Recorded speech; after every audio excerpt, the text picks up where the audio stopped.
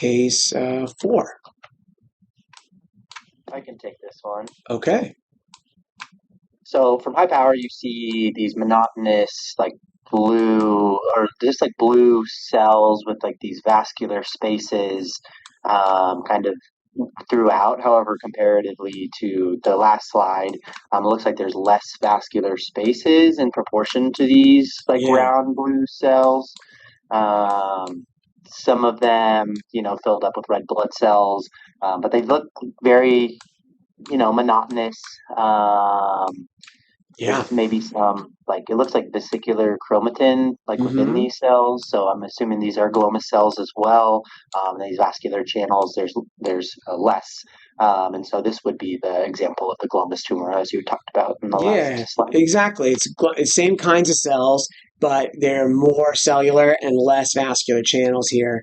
So glomus tumor rather than glomangioma, if you want to get fancy. But again, I don't personally get too caught up in whether you subclassify. I like this one because you can actually see what I was talking about. See the basement membrane?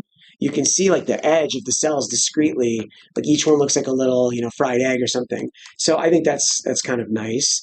The onion skinning, not quite as apparent here. They're more like sheet-like. So they are good to know about because they can potentially get confused with, say, skin adnexal tumors sometimes, especially if the vascular channels are not as pronounced. You can definitely look at these. And this one is a little different from the last one because it has more abundant kind of pale or pink cytoplasm. So every once in a while they can have pale cell or clear cell change or kind of almost pink oncocytic kind of change.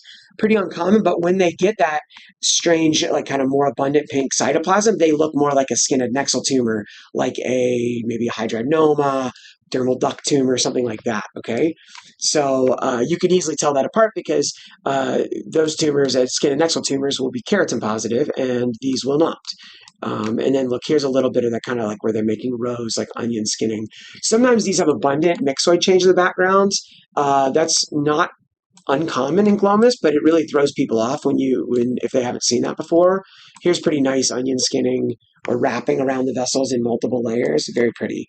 But this case, if I have here, I'd say, okay, it's more solid glomus tumor. But look up here. I mean, here we've got like actually muscle wall disorganized like a vascular venous malformation. So if you just gave me this, I'd say, oh yeah, glomangioma, glomuvenous malformation. See, there's overlap. So the distinction again doesn't really matter, but this is a pretty nice example. But ones like this that are big and cellular could kind of freak you out.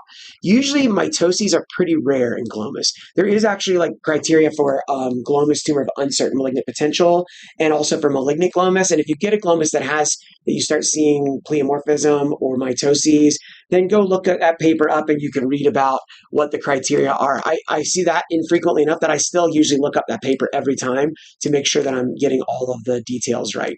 For some reason in my brain, I can't keep the atypical glomus criteria straight compared to the atypical granular cell tumor criteria. I don't know why, maybe because they both start with G, but the neurons in my brain are mixed up on that, and so I always just pull the reference and double check it. So there's nothing wrong with pulling references. That's how we keep ourselves and our patients safe. All right, glomus tumor. Really nice. It's a big one, right? Look at that.